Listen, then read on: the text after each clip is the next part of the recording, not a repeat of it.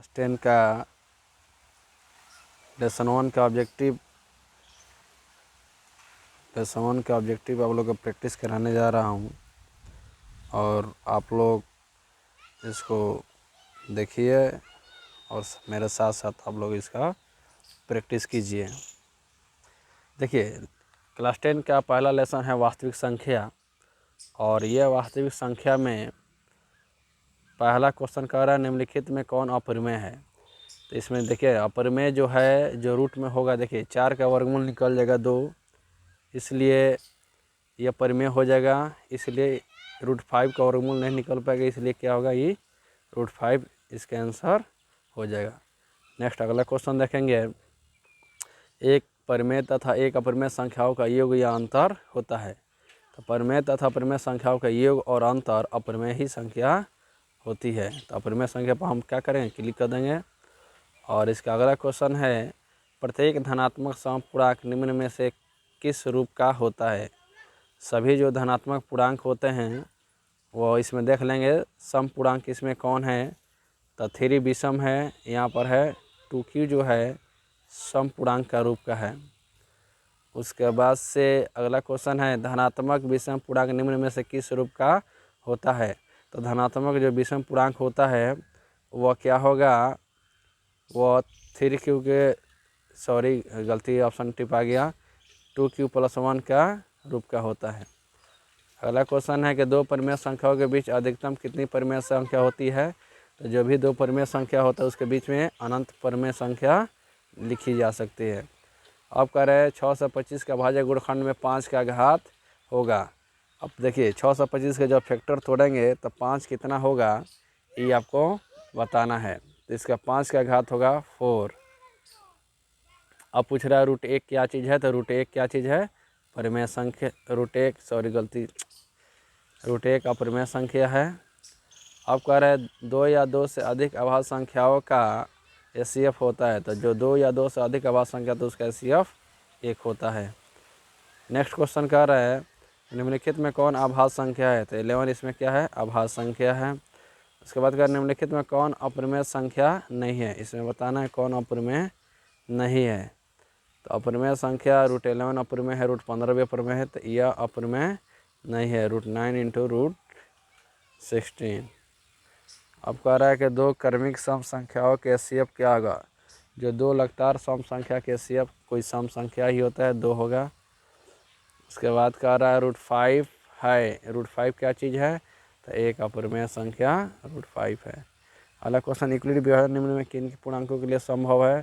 तो केवल धनात्मक पूर्णांकों के लिए संभव है, यूक्लिड का नियम। अब अगला क्वेश्चन कह रहा है एक परिमेय संख्या और एक अपरिमेय संख्या का गुणनफल या भागफल होता है। तो देखिए एक परिमेय संख्या और एक अपरिमेय संख्या का जो गुणनफल या भागफल होगा, इसमें ऑप्शन दे रहा है एक अपरिमेय संख्या होगा, एक परिमेय संख्या होगा, एक पूर्ण संख्या होगा और एक विषम पूर्णांक संख्या। तो एक अपरिमेय संख्या होगा, इसका आंसर हो जाएगा। 2 या 2 से अधिक अभाज्य संख्याओं का HCF क्या होता है। तो जो भी अभाज्य संख्या होगा उस सबका HCF क्या होता है, 1 होता है। नेक्स्ट क्वेश्चन देखेंगे, √3 √3 क्या चीज़ है। तो एक अपरिमेय संख्या है, टिक लगा देंगे। उसके बाद अगला क्वेश्चन कह रहा है क्या एक परिमेय और अपरिमेय संख्या गुणनफल अपरिमेय संख्या हो सकता है। तो कह रहा है क्या एक परिमेय और अपरिमेय संख्याओं का गुणनफल एक अपरिमेय संख्या हो सकता है। तो हाँ, नहीं, दोनों हो भी सकता है और नहीं भी हो सकता। ठीक है, अगर एक परिमेय संख्या और अपरिमेय संख्या गुणनफल एक अपरिमेय संख्या हो सकता है। तो हाँ हो सकता है, इसका हाँ ऑप्शन होगा। अगला क्वेश्चन है कि एक परिमेय तथा एक अपरिमेय संख्याओं सदैव अंतर होता है। एक परिमेय तथा एक अपरिमेय संख्याओं का जो अंतर होगा एक अपरिमेय संख्या ही होता है। नेक्स्ट क्वेश्चन है अभाज्य संख्याओं की संख्या अपरिमित रूप से 1 है, 100 है, अनेक है। इसका अभाज्य संख्या जो है अनगिनत है। 3 - √3 क्या चीज़ है, अपरिमेय संख्या, परिमेय संख्या, पूर्णांक संख्या, प्राकृतिक संख्या। तो हम देख रहे हैं यहाँ पर 3 - √3 है। तो √3 एक अपरिमेय संख्या है, जिसके कारण ये क्या होगा, सब अपरिमेय हो जाएगा। नेक्स्ट क्वेश्चन पाई एक है, तो पाई क्या चीज़ है, तो अपरिमेय संख्या है। अब कह रहा है एलसीएम ऑफ ए बी का एलसीएम बराबर क्या होता है, तो ए बी बाई एच होगा। 5 माइनस रूट थ्री किस प्रकार की संख्या है, तो 5 माइनस रूट थ्री जो है एक ऐसी संख्या है, तो यह एक अपरिमेय संख्या है। निम्न में कौन सा कथन सत्य है, कह रहे प्रत्येक परिमेय संख्या एक पूर्ण संख्या होती है। प्रत्येक पूर्ण संख्या एक परिमेय संख्या होती है। शून्य एक परिमेय संख्या, इनमें कह रहे प्रत्येक पूर्ण संख्या एक परिमेय संख्या होती है। प्रत्येक परिमेय संख्या, यह ऑप्शन असत्य कह रहा है। एक परिमेय तथा एक अपरिमेय संख्याओं का योग हमेशा होता है। कह रहे एक परिमेय तथा एक अपरिमेय संख्या का योग हमेशा होता है, एक अपरिमेय संख्या होगा। निम्न में कौन परिमेय संख्या है, तो इसमें पूछ रहा है, यह अपरिमेय संख्या हो जाएगा। निम्न में कौन सी अपरिमेय संख्या है, इसमें अपरिमेय पूछा है, तो 9 का वर्गमूल 3 होता है, 25 का 5 हो जाएगा, 49 का 4 हो जाएगा, इसलिए इसका 20 आंसर होगा। 3 माइनस रूट थ्री क्या है, तो यह एक अपरिमेय संख्या है। अगला क्वेश्चन, यदि n एक प्राकृतिक संख्या तब रूट n एक होगा। हमेशा परिमेय, हमेशा परिमेय, कभी प्राकृतिक संख्या तो कभी अपरिमेय संख्या। इसके ऑप्शन डी नंबर हो जाएगा। अब कह रहा है 1440 में 2 का अधिकतम घात कितना होता है, तो 5 होगा। यूक्लिड विहान एल्गोरिथम से 2 धनात्मक पूर्णांकों में से किसे प्रकलित करने के किया था, तो मौसा के लिए किया जाता है यूक्लिड का नियम। निम्न में कौन आभास संख्या है, 15, 12, 75, 23। 23 एक आभास संख्या जो किसी से डिवाइड नहीं होता है। महत्तम समवर्तक ए और बी लघुत्तम ए बराबर होगा, तो ए इंटू बी के बराबर होता है। संख्या जहाँ 4n जहाँ एक प्राकृतिक संख्या, तो क्या n का कोई ऐसा मान है जिसके लिए 4n का अंक शून्य हो सकता है। संख्या 4n जहाँ n का एक प्राकृतिक, जहाँ n कोई ऐसा मान है जिसके लिए 4n का अंक शून्य हो सकता है, शून्य पर समाप्त हो जाएगा। n 0√2 कोई संख्या नहीं है।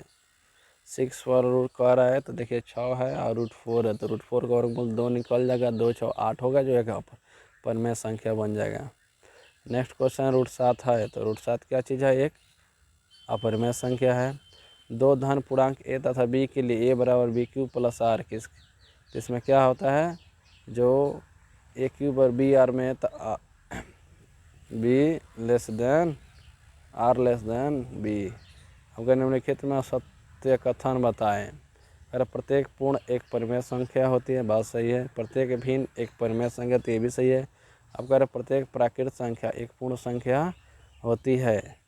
प्रत्येक प्राकृतिक संख्या एक पूर्ण संख्या होती है, भी सही है। अब कह रहे प्रत्येक पूर्णांक संख्या एक पूर्ण संख्या होती है, नहीं, यह सत्य है, क्योंकि माइनस वाला पूर्ण संख्या नहीं होगा। अब करिए कौन सी संख्या है, तो यह एक अपरिमेय संख्या है। 1/√2 किस प्रकार की संख्या है, तो 1/√2 है, तो बट्टा में रूट लग गया है, तो रूट क्या है, अपरिमेय संख्या हो जाएगा। उसके बाद ये भी एक अपरिमेय संख्या होगा।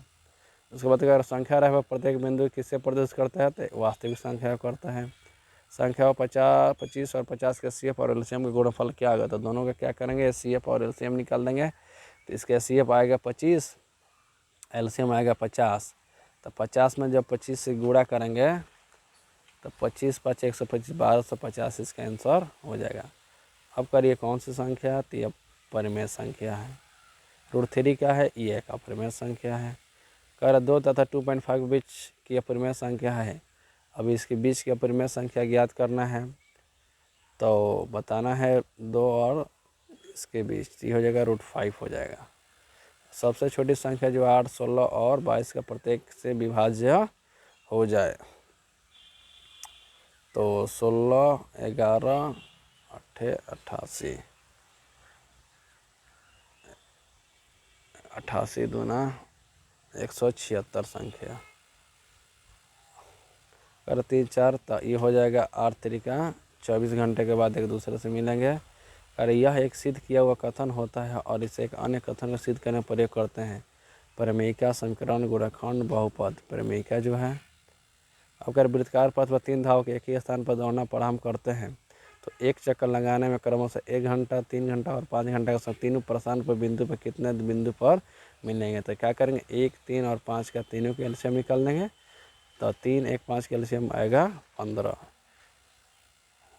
नेक्स्ट अब हमारा जो आंसर होगा, अब अगला हम क्या करेंगे, अगला वीडियो में आपको अगला टेस्ट हम लोग करेंगे, उससे पता चलेगा कि हम लोग कितना चेक किए हैं।